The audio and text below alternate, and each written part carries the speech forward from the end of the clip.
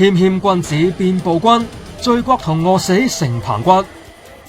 佢被指控下令用化武殘殺自己嘅國民，被外界視為係沾滿鮮血嘅獨裁暴君。好難想象佢曾經係一個溫文爾雅又有改革使命感嘅謙謙君子。巴沙爾92年留學倫敦，修讀眼科手術課程。佢嘅老師憶述話佢係非常之有禮貌又唔自大，睇唔出係一國總統嘅仔。不過佢讀咗1年半，就因為佢大佬喺車禍中身亡要回國，被栽培繼承政權。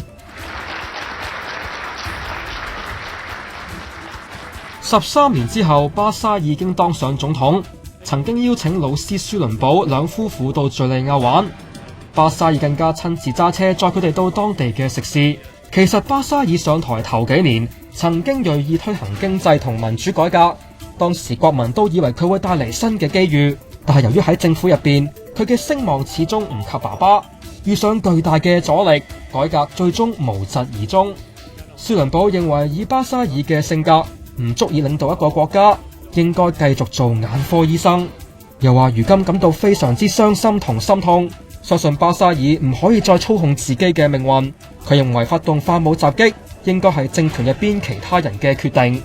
巴沙爾嘅太太都曾經留學英國，但係外界對佢所知唔多。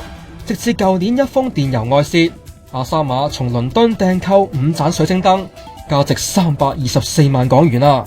佢嘅奢華生活先至曝光。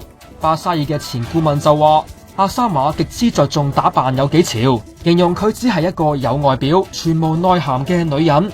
而佢同老公過緊窮奢極侈嘅生活嘅同時，戰亂之下，好多國民連溫飽都不保，兒童嚴重營養不良。敘利亞反對派近日就上載呢一段短片，可以見到大馬士革呢一個4歲大嘅男仔，因為長期飢餓骨瘦如柴，被送院搶救，原本仲有呼吸㗎，可惜最終反魂乏術。